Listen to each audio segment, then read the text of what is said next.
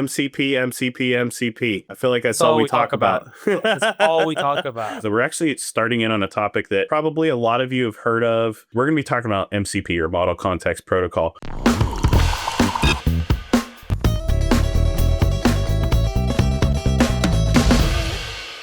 Hey, Snackers, this is Kareem Iskander. Hey everyone, Matt DeNapoli here. This week, we're going to be joined by Shannon McFarlane, Cisco's resident expert on Model Context Protocol. He would probably beg to differ, but Shannon's here again with us. Shannon, for our newbies, if you wouldn't mind introducing yourself, and then we'll jump right into it. Absolutely. So great to be on another Snack Minutes. This is always one of my favorite things to do. So appreciate you having me on.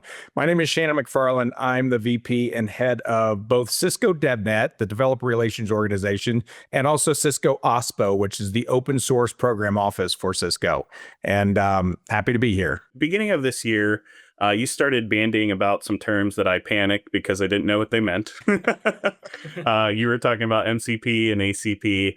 And then so I did a little research and I kind of figured out at least what they were contextually.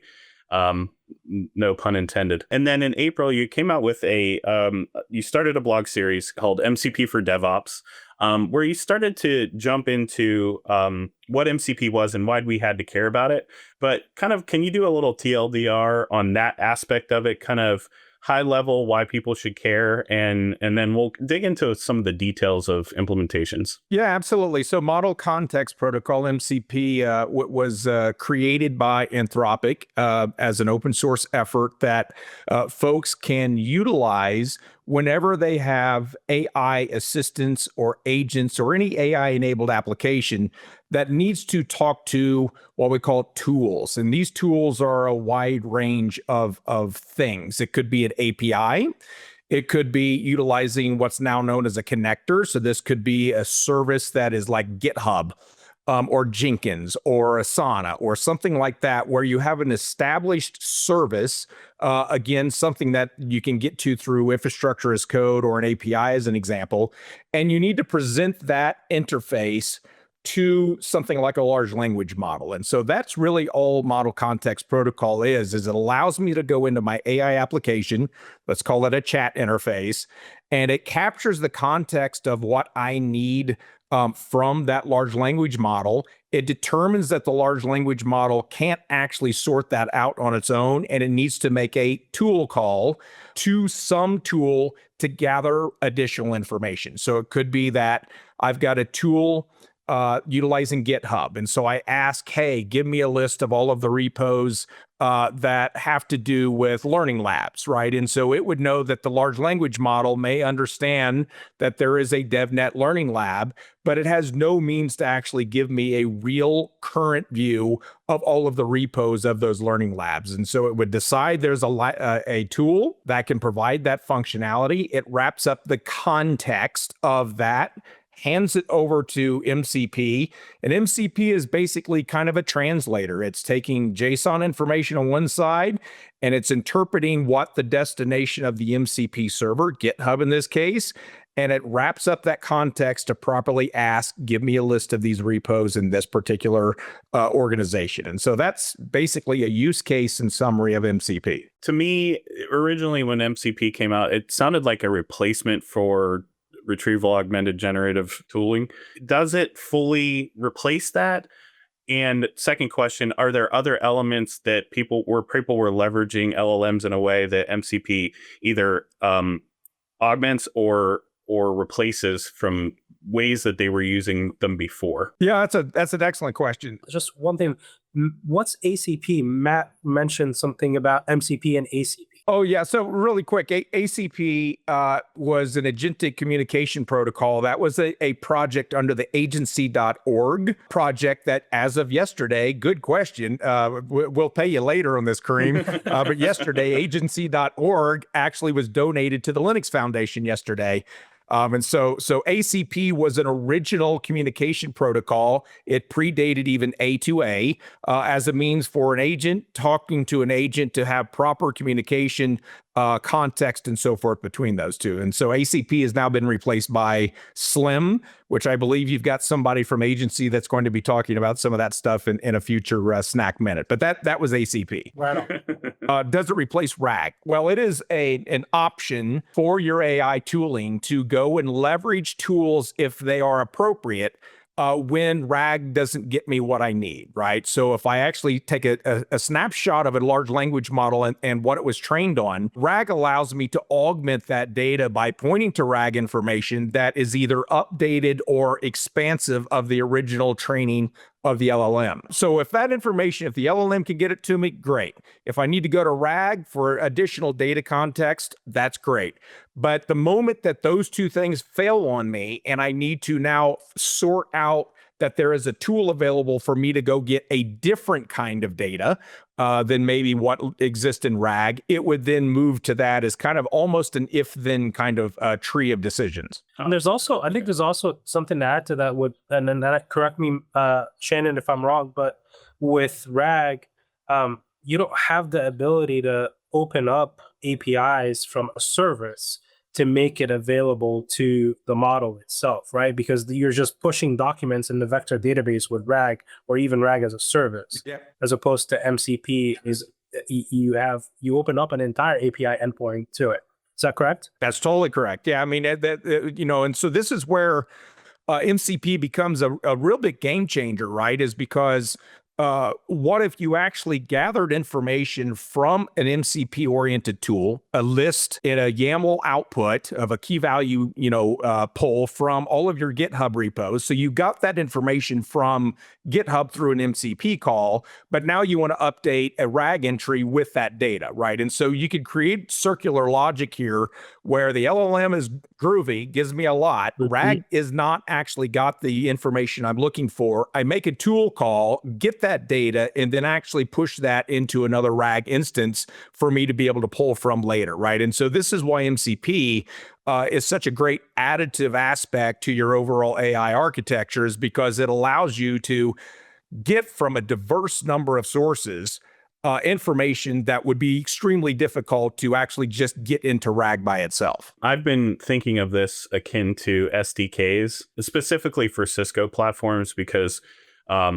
we look at for automation and programmability from that perspective of what can we do with Ansible, what can we do with Terraform, what can we do with an SDK. I foresee this happening with MCP servers as well, where we'll be opening up the ability to tie into Cisco platforms with a variety of MCP servers. I wouldn't see, and maybe you see this differently, and you can comment on that, a holistic Cisco MCP server, right? I think we want to have targeted MCP servers that are per function, because one of the challenges you get from an implementation point of view is a limit on tool calling. Yeah. Right. So let's say I've got, a Cisco NSO MCP server, right? And so I've got an NSO implementation. My MCP server knows about the NSO API. And then that's kind of at the top level of the tree. But within the server are actual tool call mechanisms. So it is a list of things I can do against that targeted environment. So it could be that I can do read operations, write operations, basically CRUD functionality. And the more of those tools that you stack on, when your AI application has to make a tool call, it's got to go through every one of those tools times all of the MCP servers to sort out actually which thing do I need to aim at that API, right? And so it's a very complex operation when you actually, look at it under the microscope. And so having a big, giant Uber Cisco MCP server with gajillions of tool calls literally is just not a scalable function, right? And so you really want to have them targeted, and you want to have them highly optimized so that you're not injecting tool decisions in your AI application that really just don't apply. This goes back to what Shannon's talking about. Again, we put the cart before the horse, because the episode I talked about was bringing in all these tools from the OpenAPI specs.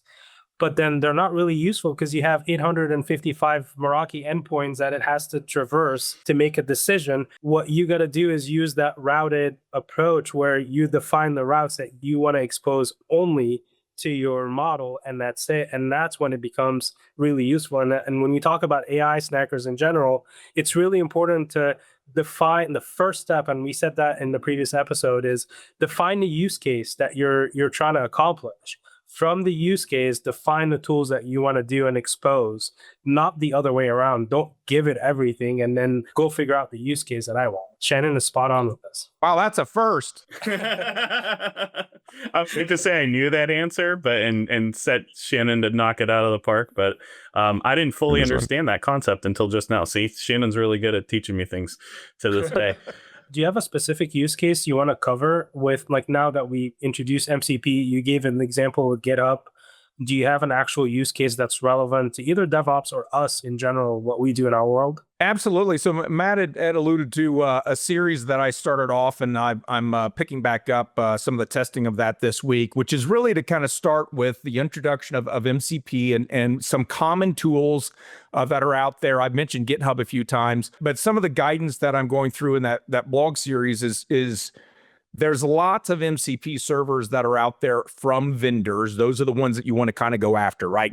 An official GitHub, an official NetBox lab, an official Argo CD, those types of things that are actually vetted from that organization are the things that you want to kind of start with. But you also want to be very careful because it is the wild, wild west show on MCP servers. I mean, Kareem built one. Who would use that? Exactly. I shouldn't be even allowed to build an MCP server. Yeah, you got to be careful about, oh my God, I have found the world's greatest MCP server from, Joe, and I don't know who Joe is, and I don't actually understand the code in his MCP server. So that's where you need to kind of create a short list and focus what your goals are for talking to all of these different tool sets. And so a good use case is really thinking through your day job. Let's take automation for an example. So am I scraping information out of NetBox? I take that information and I want to get that information into like an Ansible playbook. And so I'm going through a templatization process. I may dump that into GitHub. And then once that's in GitHub, when I look at the source of that GitHub repo, my CI system may pick up that change and then go through a process of calling Ansible, going out to an API or going out to maybe a DevNet sandbox and connecting in and orchestrating that Ansible playbook, right? And so you've walked through an entire life cycle there by looking at NetBox, extracting data, dumping the data into GitHub, CI picks up the change, goes and triggers the Ansible implementation against whatever the destination is. So start with that kind of workflow and see how the context really works, meaning don't ask that entire workflow in one prompt in your Cursor or VS Code IDE, right? Walk through it step by step. And so that would be a common use case that I would have people start with from an operation point of view. Shannon, I think that this is great information for our snackers to get started. Snackers, I implore you to go check out Shannon's blog series on blogs.cisco.com/developer. It sounds like we can expect more from you in the coming months, Shannon, on MCP servers and implementation consideration. So thank you so much for your time today. We really appreciate it. And Shannon, I'll be sending you my MCP server after this. Oh, that's great. Well, I can't wait to put that in production, Kareem, buddy. Thank you. Thank you, Shannon. Thank you, Snackers. Cheers. Cheers. Great to be on, guys.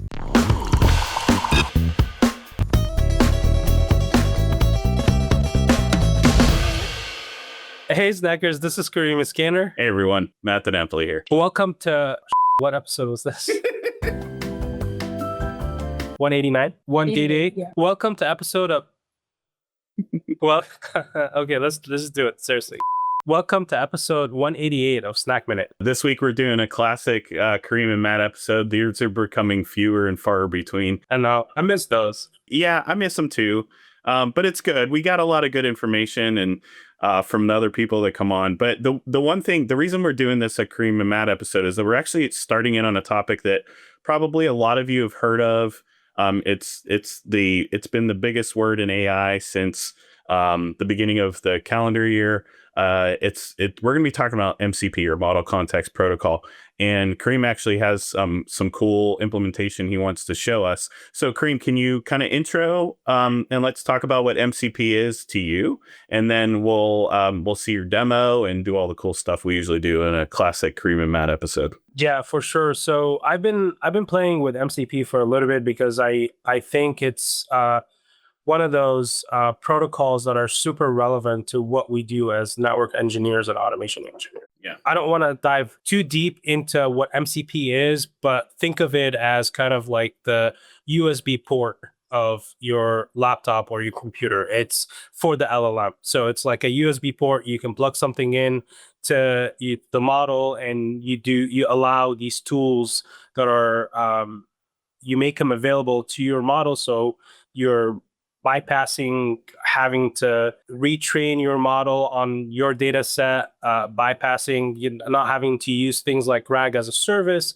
This allows the LLM to have access to your data. And in that case, this is something that is close to us, Matt, is you're making API endpoints available for whatever service you have to the LLM to access your data on demand.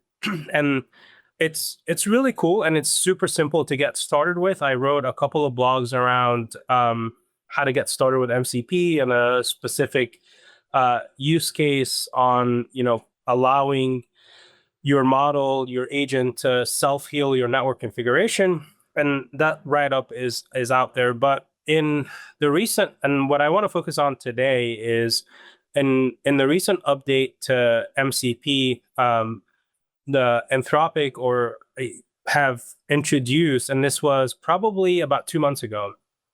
They have from the time this episode is recorded, they've introduced the ability to basically bring in your OpenAPI specs as That's awesome. At the entire spec into MCP, and allowing you to basically spin up an MCP server with those API specs. So you can actually start releasing MCP servers that are ready for the enterprise.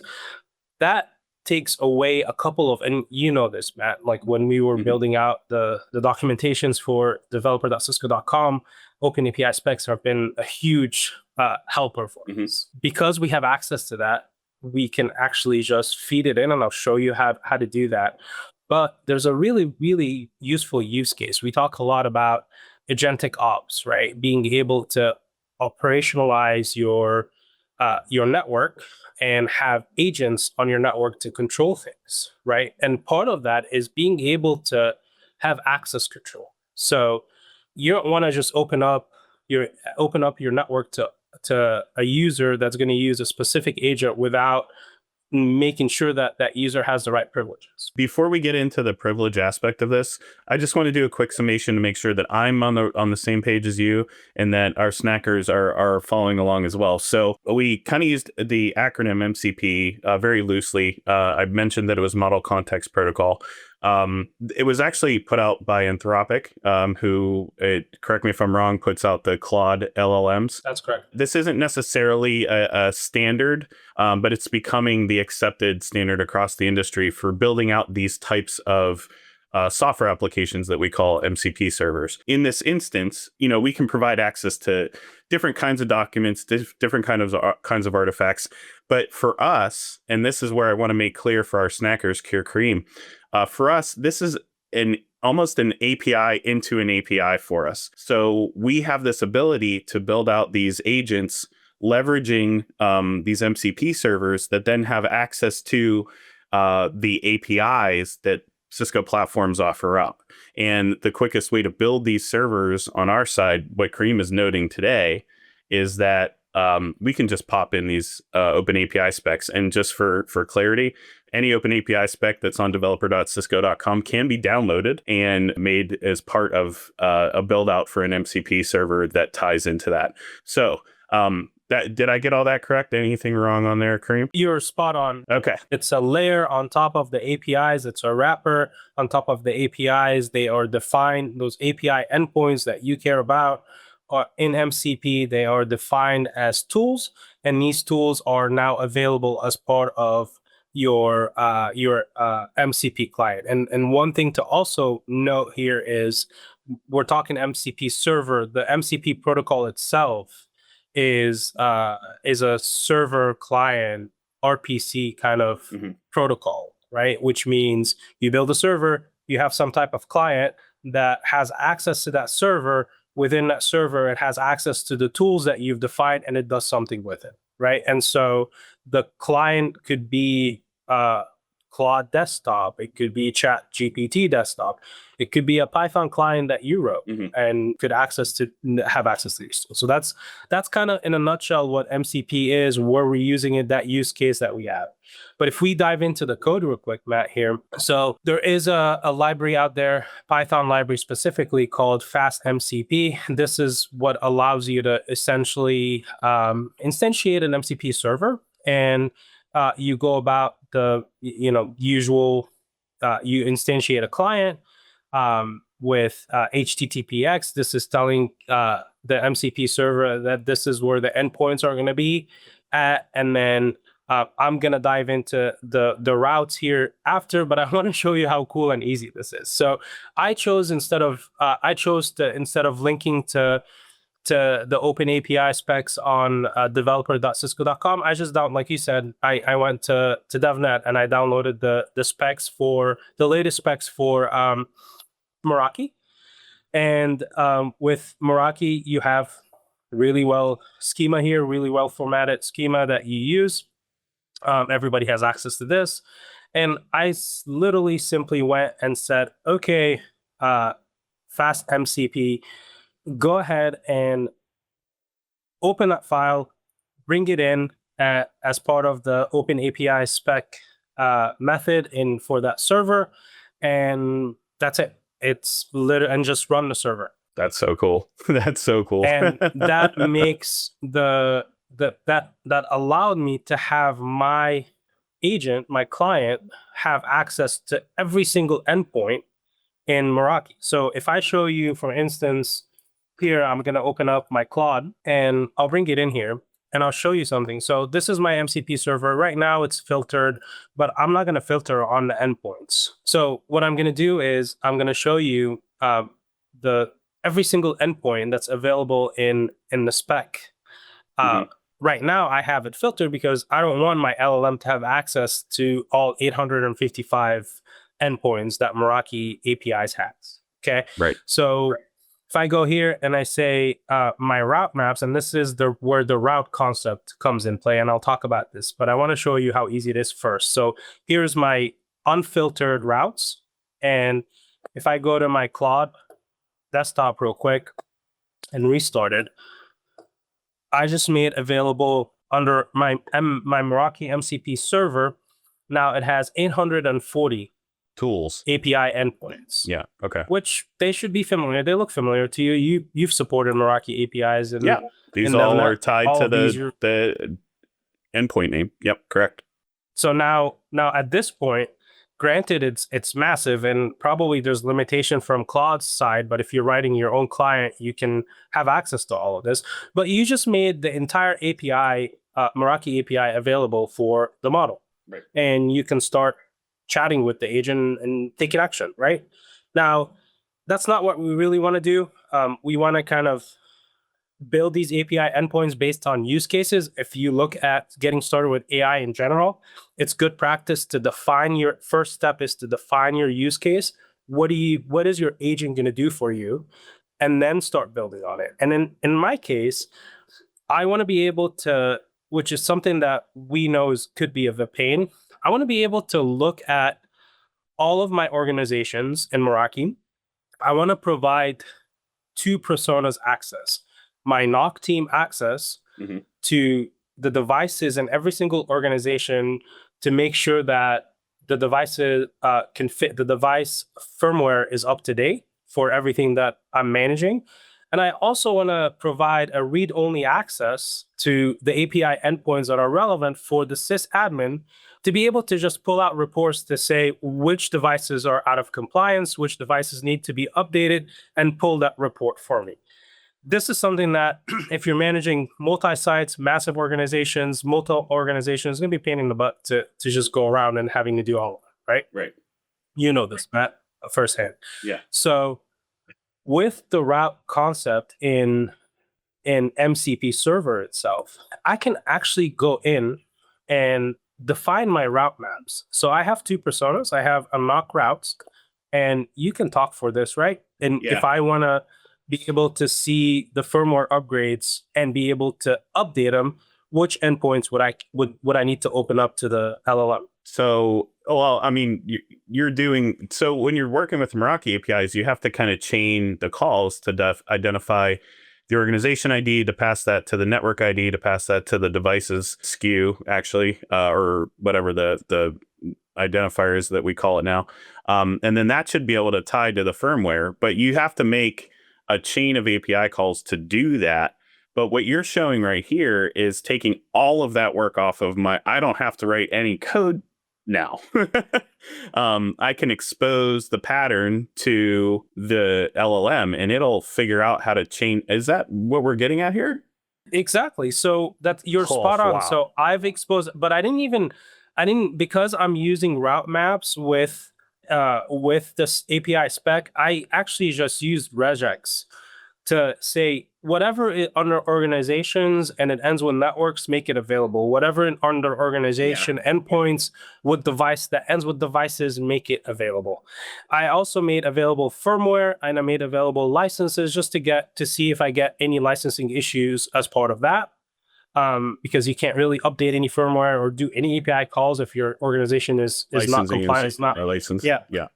So, but then the difference is because I'm a NOC persona, I can go in and say I have firmware upgrade put rights, so I can actually execute. But then if I'm a sysadmin, I only have get access. So that allows me to create an ACL essentially, and the firehose just basically brings in everything. This is what I just showed you. Yeah, and then the regex piece there fills in the blanks for the dynamic aspects of the URL, which are the IDs for each of those layers that I just talked about earlier. Yeah, that's awesome. Exactly. And look at my MCP configuration here real quick before we actually prompt and use this.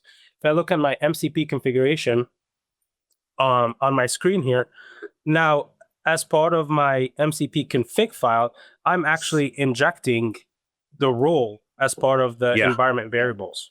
So now in this case, when my MCP server runs next time, and I need to go actually update my code because I've changed it to show you real quick. Here it needs to say selected routes.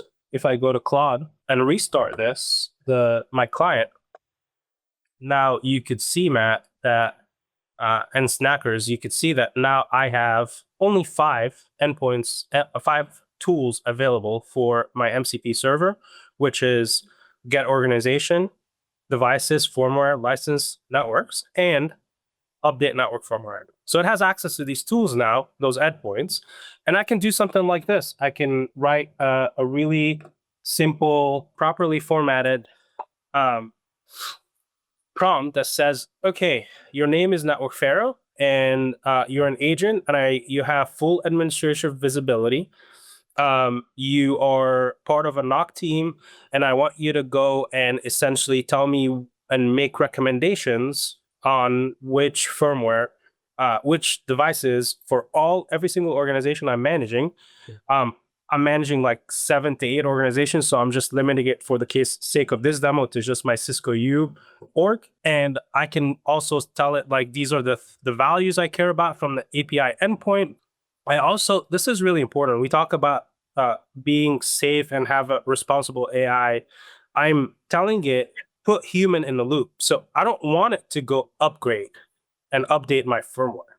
I want it to actually come back with recommendation and wait for clear human in the loop to approve before making any changes. So these are my rules to so if I execute this, first of all, the client is going to know that it has access to a Meraki MCP server. So it's going to go here and it's going to get organizations.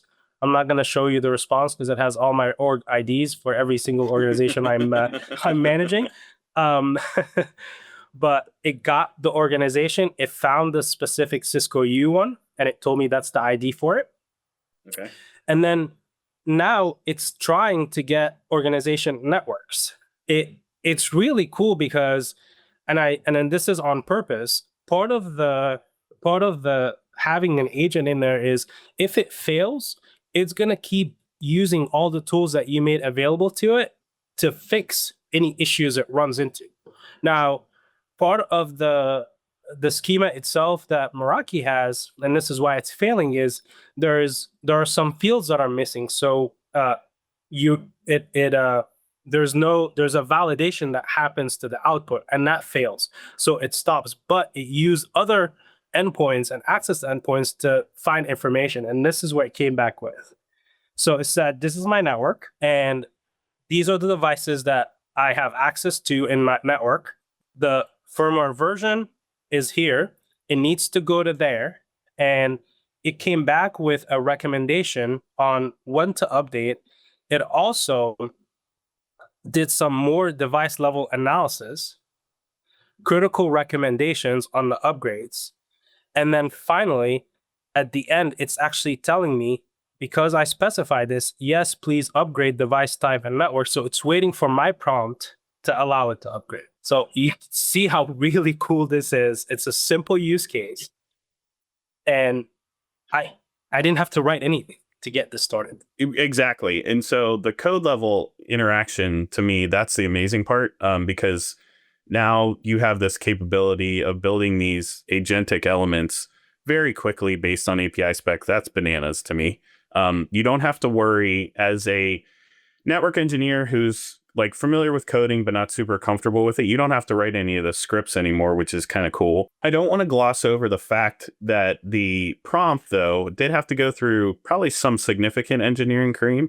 But that being said, it was in natural language, and you can kind of work through iterations a little bit more quickly than you would have to in code, because you're not going back and re-implementing something or debugging within an IDE and kind of resetting the service there. So I could see where something like this, especially once you get the prompt sorted, could be incredibly helpful once you wrap your head around it. This is really, really cool.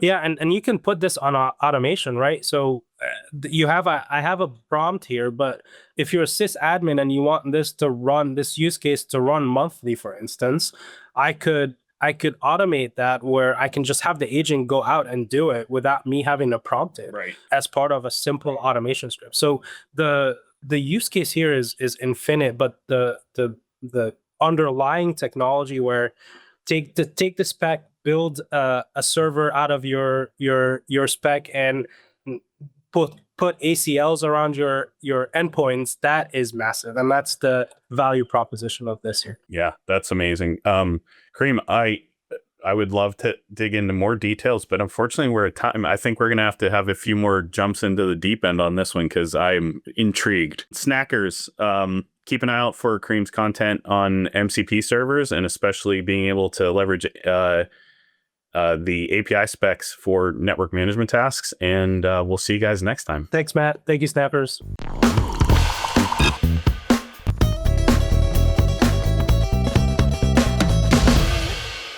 Hey, Snackers, this is Kareem Iskander. Hey, everyone, Matt DeNapoli here. Kareem, this week, MCP. I feel like that's all we talk about. That's all we talk about. But this week, we're going to add on to some of the stuff that we talked about already. I think you got the Meraki stuff that we kind of talked about before, but you're adding on Splunk layer, right? Yeah, we're building a use case now, like a very relevant use case. Like a proper, okay. I'm excited to see how this plays out. Because I haven't seen this yet. I haven't read your blog. Basically anything you do, I ignore. Exactly. And that's why I'm like, you read my blogs, Matt? That's surprising. No, I only knew you did a blog because you told me you did a blog, but and I probably sent you the link and I asked you to read it and you didn't read it. That is not true. Okay. But I digress. I'm excited to see the use case. So let's jump right in a classic Matt and Kareem episode. Yeah, so I'm actually going to open us up with this. I purposely, the slide. You probably built the slide. Between you and I, we probably put one of these slides. Just like everything, I stole this slide. Okay, but I know Hank built this slide. Okay, so credit to Hank, he built the slide, but at some point, if you're following us since my DevNet days, you've seen the slide somewhere in our talks. Oh, and I've talked about it about 100 times myself. You've talked about 100 times yourself. So yes. So make it 101. Talk to us about the slide a little bit, Matt. This is the last time that we talk about it. So this was our attempt to, and I think we did a relatively good job with it collectively as DevNet. I don't mean me and you individually, but this was our way to start to introduce DevOps tooling into network operations and being able to say, here's the tool chain. Here's how we go from leveraging Git as our source of truth, pushing things through Ansible to do our updates, making sure we're testing in certain spaces. I see that Vagrant icon on there. I haven't heard about Vagrant in about 5 years. So yeah. And then some of the other elements that we built within Cisco around viral, now CML, and then ultimately being able to track all that within a messaging. And that used to be when we were calling it WebEx Teams, I think, and now it's just WebEx. So all the icons are familiar, and a lot of them have gone by the wayside. And the important part of all of this is when we're talking about network operation and network engineers, we said, hey, treat your network as code and work on your configuration management and have a single source of truth for your configuration management to kind of avoid that configuration drift, right? And so putting this pipeline together was a way with a source of truth to manage all of that. But then fast forward, 2025 now, and things have changed. And we've introduced AI and agentic AI and AI ops. So you're saying more has changed than just the icons on this slide. Well, the icons stayed the same. Well, we've updated them. Viral doesn't exist. Although it was really cool that we called it viral. Now it's CML. But if we look at it today, now with the introduction of MCP, that pipeline has changed a little bit. And Carl has to upskill and learn something new, which is how to build these MCP servers or what they are, which we've talked to you about at Snackers for, many, many times. But now that we have this use case defined, we can bring in MCP and things become flat, where Carl doesn't have to handle a lot of the interactions and a lot of the work that's happening in the pipeline. All Carl needs to do is define the MCP servers and be able to prompt the model to do what he wants it to do from a configuration management perspective. Yeah. So now it's becoming flat. You have an MCP server that integrates with GitHub, and you have an MCP server that interacts with Ansible, and an MCP server that talks about CML, which is something that we are going to cover also and on our next episode of Snack Minute for you snackers. It's going to be super cool. And then also an MCP server to send notifications. So all of that is just provided to the model. Carl interacts with it, and job's done, and the AI handles the rest for you. That's all true, Kareem. And from a functional day-to-day aspect of Carl's life, it does flatten out for sure. And it makes those interactions easier. But I don't want to necessarily trivialize building those MCP servers or consuming those MCP servers within your pipeline. There still is some front-end work that has to occur to put those into your workflow and workstream. So once that's in place, though, certainly we do have now this process that has an abstraction layer of AI on top of it, which is the exciting part. But I want to make sure that our snackers understand that there's some work that goes into that MCP portion of that diagram. And it might be done by someone else. Like the GitHub ones are going to be done by Microsoft, right? Yeah. The CML ones are probably going to be done by Cisco. But in certain instances, we do have to understand how we're consuming them. So the learning portion of this is going to, in understanding how to tie the MCP services into the pipeline. And that's the interesting part for me and you, because we're the ones that are building those pipelines out, but the users are going to have a way better experience going forward. Absolutely. But also to add to that, Matt, the core skills that we've been talking about, understanding Git, knowing how to use Ansible, just because you front end the MCP server to all of this, it doesn't mean that your core skills go away. No.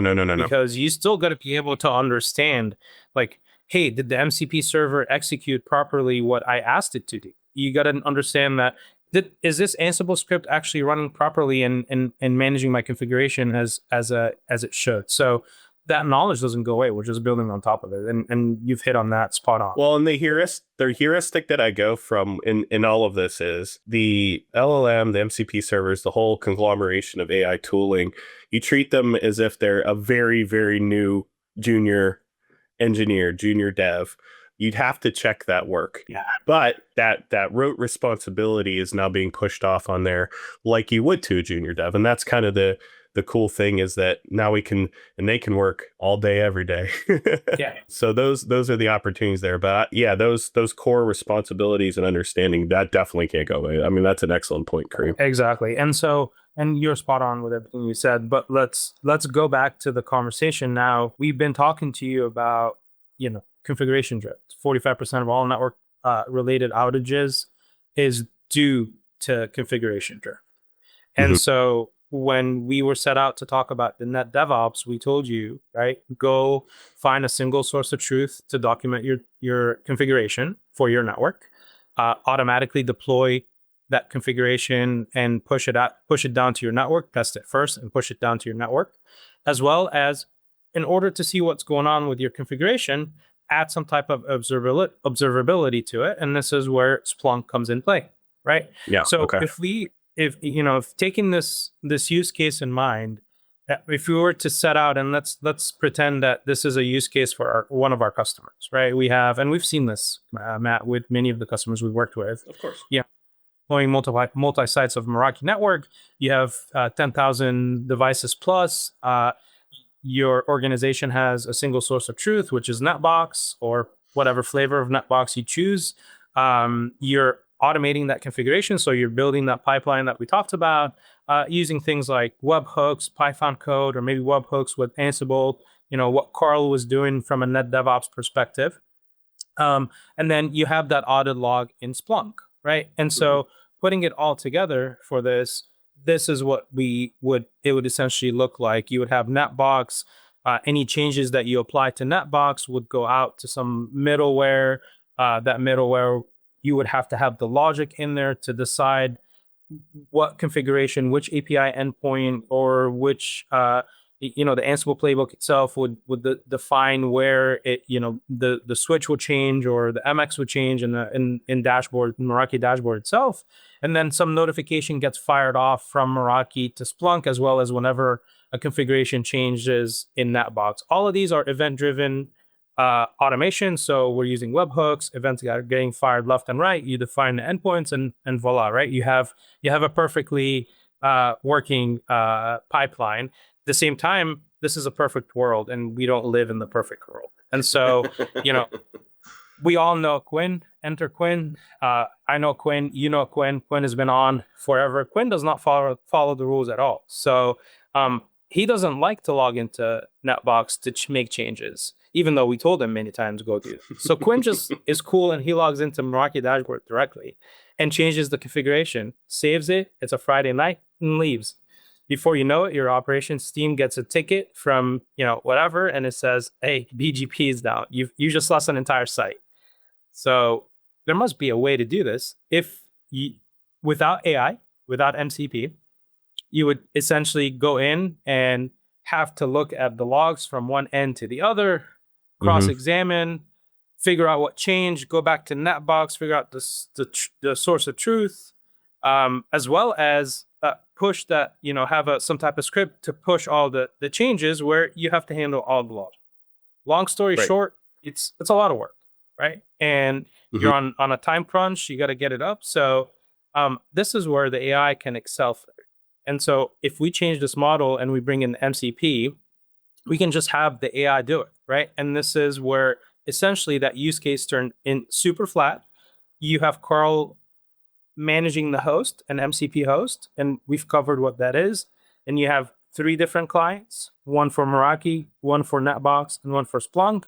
And then you have the host managing the 3 agents or the MCP clients, somewhat agents, and you essentially just have it prompted to see what changed and whatnot. And this is what I'm going to show you today. Is this making sense? Yeah, this is all making sense. And I totally see where you're going with it.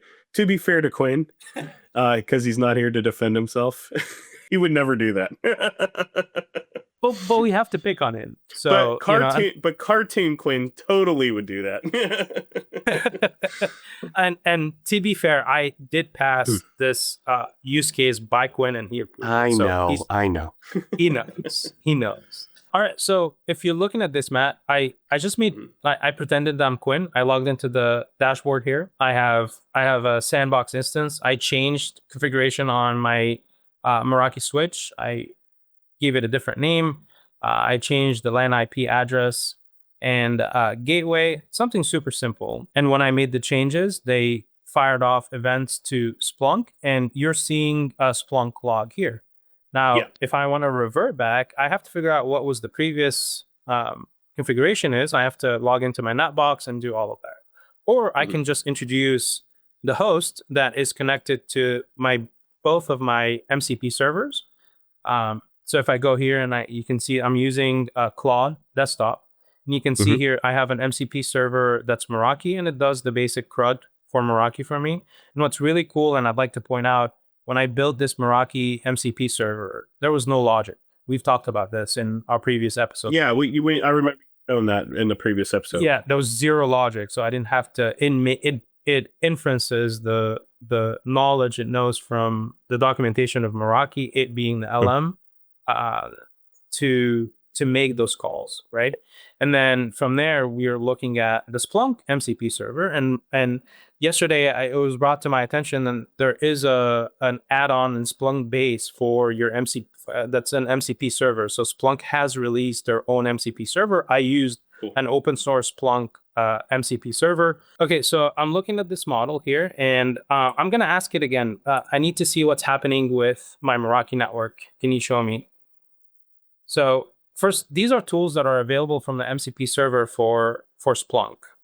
And so it looked like it went in and did the search. It brought back the log, and it showed me that, hey, I've made some unauthorized changes, and I just changed this before our episode, and you can see what was going on. Now, because those changed, it knows what changed. I can actually ask it. Say something like, okay, well, you shouldn't have made any changes. This is unacceptable. Show me side by side what's actually happening.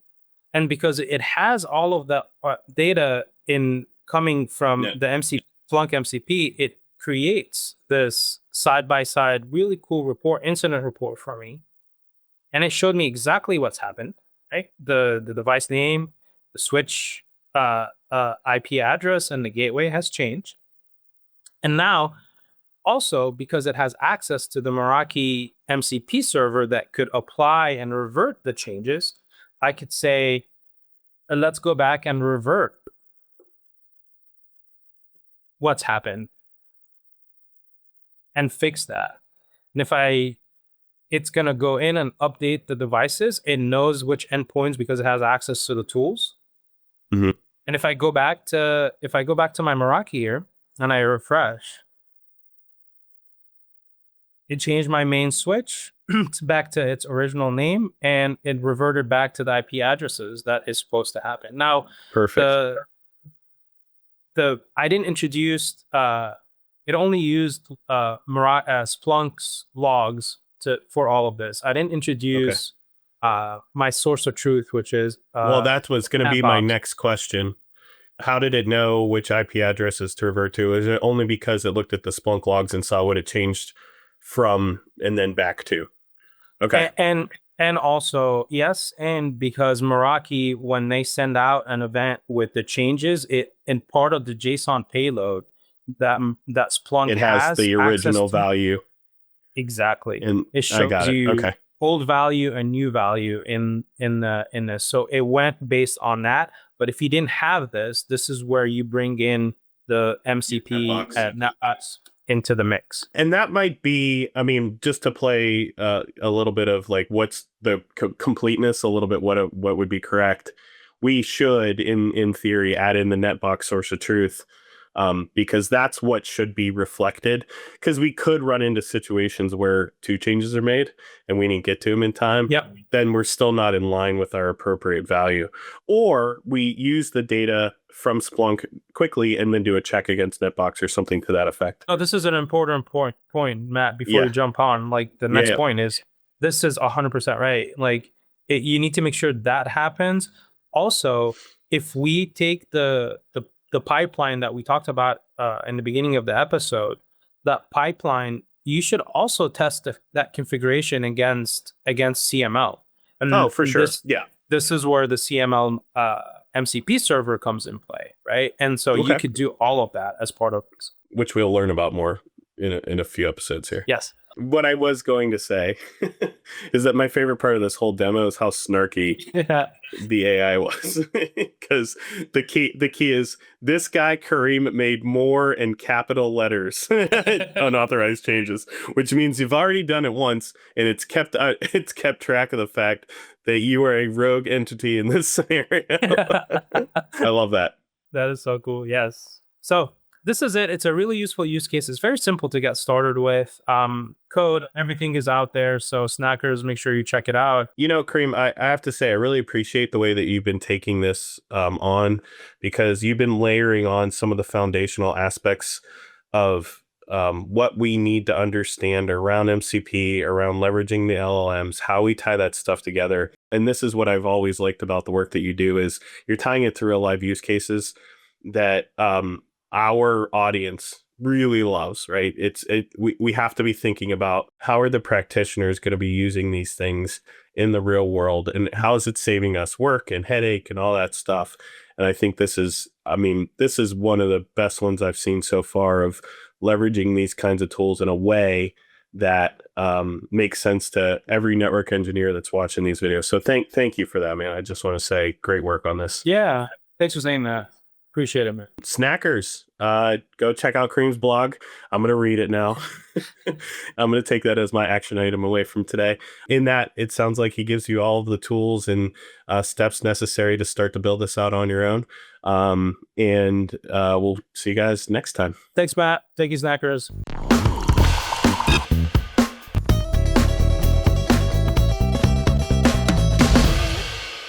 Hey, Snackers, this is Kareem Iskander. Hey, everyone, Matt DeNapoli here. Snackers, we have a longtime contributor, Joe Clark, joining us today, and he's going to talk to us about some really, really cool stuff being added to CML. So, Joe, for the newbies, if there are any newbies after 193 episodes, please introduce yourself, and then we'll jump right into it. Sure, yeah. Hi, my name is Joe Clark. I am a distinguished engineer in our Learn with Cisco group.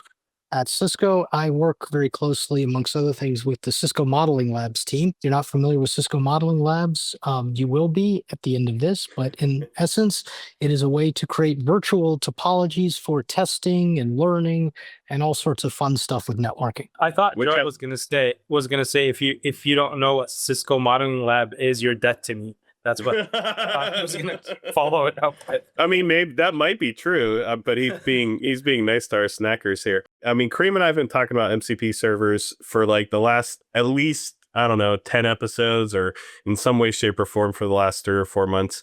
It's the current hotness in the AI space, and we're actually seeing some really practical use of it, which is really exciting in the practitioner space that we're working in. But Joe, can you start to talk about what we're looking at adding in, or if we've even added in yet? I don't know. This is all going to be news to me, with MCP services into CML. Sure. Well, the fact that you've already talked a lot about MCP saves me a lot of time.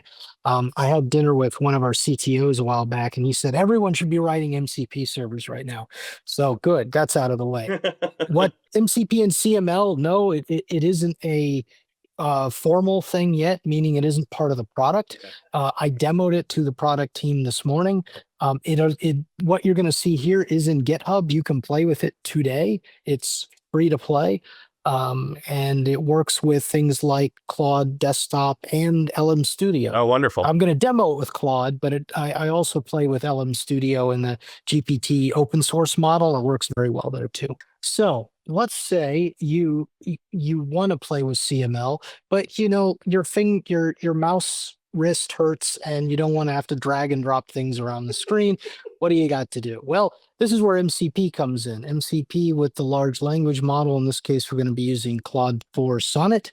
We can just chat at our CML server and get it to do fun and crazy and stupid CML tricks. So you can see all of these CML tools here. I didn't create or pass the whole API, whole REST API into MCP. I focused on some tasks that you might like to do. And so you can do things like, tell me how many nodes can I run at once on CML?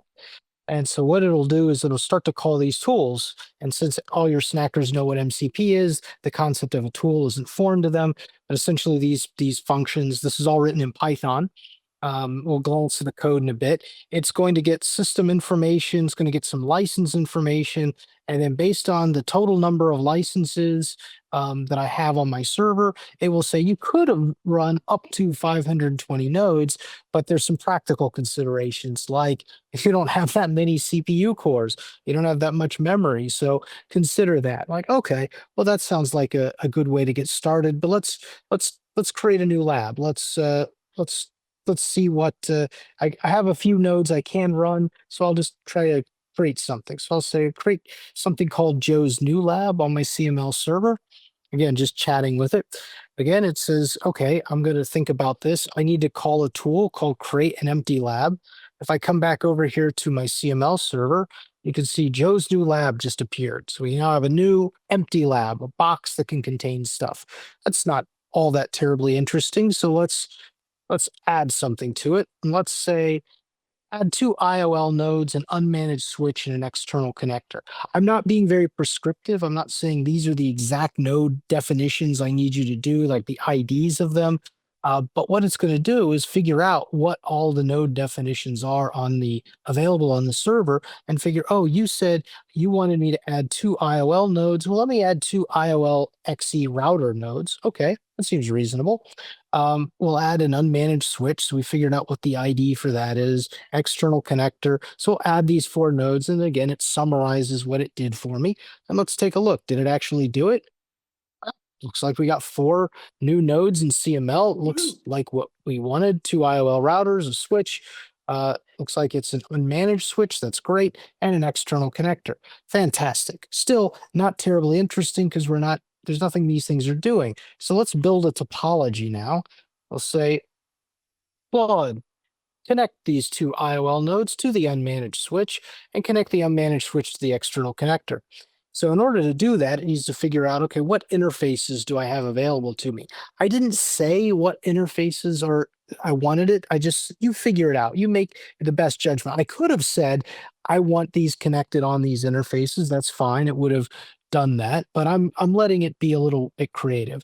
So it figures out the interfaces and it says, you know what, I'm going to use Ethernet 00 to this port on the switch, this same Ethernet 00 on the second router to that port, and then this port to the external connector, and then it will start to connect these up. And you can see it's adding the links, the interfaces. Fantastic. That's great. Looks like what I wanted. Come back over here to the summary. And it even built me a nice little ASCII art representation of that topology. And that generally looks like what we got. Now, here's where things get really fun. So we've got a topology, but it's not really doing anything. So let's tell Claude, I want you to configure these routers so that their connected interfaces have a specific IP address. Configure OSPF on them. I didn't tell it how to configure OSPF. I didn't tell it what I really wanted. Just give me some OSPF working and then start the lab and validate that OSPF is working correctly. So this is going to involve several tools. So first of all, it's got to configure the nodes. It's going to configure a basic OSPF or IP addressing and OSPF topology or configuration on router 1. It's going to do the same thing with router 2. Then it's going to start the lab. And I added the capability in there to wait for the lab to fully converge. I didn't tell Claude, hey, I want you to wait for the lab to fully come up. It figured, you're asking me to validate if OSPF is working correctly, so maybe I need to wait for the lab to be ready. So, okay, it started it. And now what it's going to do is use the PyATS interface. So PyATS, automated testing system written in Python, CML integrates with it, and it allows us to run exec level like show commands and configuration commands on running nodes through their consoles in CML. So the first thing it's going to do is just try to figure out, what is the status of our OSPF neighbor on router 1. So it's going to send to router 1, run the show IP OSPF neighbor command, and it gets the output. And it sees that we're not quite converged yet. So it says we're in two-way DR other state. We should be in full state because, Joe, you asked me, is OSPF verify OSPF is working correctly. We come back over to our topology. We see everything is started. I can bring up the console on one of these nodes, and you can see PyATS is just happily running, or Claude through the MCP server with PyATS is happily running these commands. It's validating things like ping reachability. It's just doing all this reasoning, part of the React agentic flow, to try to figure out, okay, give me all the data I can, and then let me check and see what the ultimate result is. So the reason why it didn't come up initially correct is it just has to wait for convergence time. So while it isn't really waiting for that, it keeps testing things, but ultimately it does validate that everything is working correctly, because after all the commands it ran, the convergence is there, and we see, oh, look, we've got the IP addresses were configured correctly. Process 1 and area 0 looks good. We've established neighbor adjacencies. It says we're in two-way other, but it says it's still coming up. And I can ask it, like, check again to see if OSPF is full. And you can see, we'll watch in the background here, it'll start to interact with the console again. It's going to run probably the show IP OSPF neighbor command. There it is, and it says full DR. So what this is saying is router 2, router with the ID 22222 is in a full state, and it is the designated router. So it's also going to do this on router 2. So it does it on router 2, and it sees that we are router 1 is the backup designated router, and it summarizes all that. So great, we've got OSPF working correctly. This is fantastic. Now I just want to make this a little bit prettier, so I can tell Claude, hey, why don't you create a box around these two IOL nodes to indicate they speak OSPF, and make it green because I like the color green. So another tool I added was this ability to create annotations. There is no such thing as a box annotation. So Claude figures out that I meant a rectangle. And not only did I mean a rectangle, it also thought it would be nice if it included text that said, I didn't tell it to put the text. I said that this box would just indicate that these routers run OSPF. It decided to be nice and say, I'll add some text. I'll add another annotation that says you want it to read OSPF area 0, which is in fact what these routers are running. Great, it did everything I want. I got everything good. You've done a lot of work, Claude. Now I want you to delete it. Is Claude going to get sad after all the work that it's done? I'm going to get sad after all the work. It might. But the way it gets sad, and I'll show you this code in a second. We have to be very careful with MCP. So this was all the whiz bang, the fun, the exciting part. MCP, if we're giving LLMs access to our systems, in this case CML, but Kareem, I know you've done some great work at integrating various things with MCP. If we give too much access without enough protection or security, the LLM is just going to call tools. It don't care. It's going to call them, and things can happen. There are ways to hint at the MCP server that, hey, in the MCP server to the client, that this is a destructive thing, or there's a system called elicitation. We can ask for prompting, but not all the clients support that. So be a little careful. Now you notice it is telling me before I delete the lab, absolutely want to make sure you're okay if I delete Joe's new lab, because it will permanently remove the lab configuration nodes and topology. It's waiting for me to respond. You can see here the lab is still there. This is something that I recommend everyone do, and I'll show you this in a sec. I'll say, yep, I'm good with it. So now what we're going to see is it's going to start to shut things down. Then it will start to delete things, and then eventually the lab should go away. So yep, they're shutting it down. Boom. Lab is gone. In our last episode, I was saying to Kareem, I think about these things like super junior engineers, and you kind of got to hold their hand through the process, which, first of all, watching this set up the lab and do all that work was awesome. But you were talking about the guardrail situation. If you were talking to a junior engineer and you asked them to remove something, I mean, how many times over the course of our careers have we encountered a situation where maybe we did it or someone else has done it that we've worked with, where they've pushed a configuration that was not right and not tested, or deleted a database or something destructive, and we didn't say to them, make sure to not delete the database. Yeah. And that's kind of what we're doing here, which is kind of cool. I'm glad you're calling out that opportunity for challenge that we could be running into in dealing with these tools, because even though there is some thought going into the activity that's going on, it doesn't always know the context of the thought. And so those things, I think, are good to tell our snackers, hey, this magic is pretty magic, but we got to be sure that we're not deleting things that aren't supposed to be deleted. Exactly. And some of the ways you can add protections to your MCP server. I use FastMCP2 to write this. I think, Kareem, you've been talking about that. It has this metadata where you could say certain things are destructive. Some MCP clients might use that to ask for confirmation. There's also this notion of elicitation, which is part of the protocol, but again, not supported everywhere.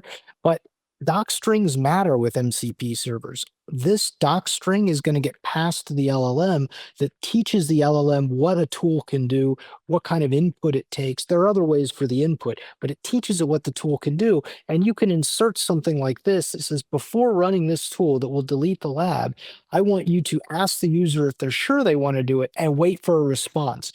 The wait for a response was critical. The first time I did this, I didn't have that. And one of the instances just said, I asked, and then I went and deleted it. Didn't care. I asked you, but you didn't say to wait for a response. So think about these things when you're designing the MCP server. Think about the doc string. Make it rich, but don't go too crazy, because that can eat up your tokens in your context window. And the other bit of advice I will give is make sure you strongly type everything. So you see here, this is just taking an ID, but if I create empty lab, you could see that I have these types here. This is Python, so these are Pydantic data types that are very well structured, because part of the MCP protocol passes the schema of your input and your output as JSON schema to the MCP client. So the LLMs, the models, the applications, they're beginning to use that to really understand what the data is, what the input should be, and why that input is important, so that it can generally call the tool right the first time with the input that it expects. So those are some cool things to consider. Like I said, all of this code is out there in GitHub. You can play with this today if you've got CML. Even if you've got CML free, the free edition with 5 nodes, this MCP server can work with that too. You have that API, you can have these tools, you can see how you can interact in a very natural way with your Cisco Modeling Labs. There's also the not only the input, which is really, really important, what Joe touches on here, for the model to understand your intention, but also the output, especially the error. So it's important to give that error to the model for it to self remediate what's happening.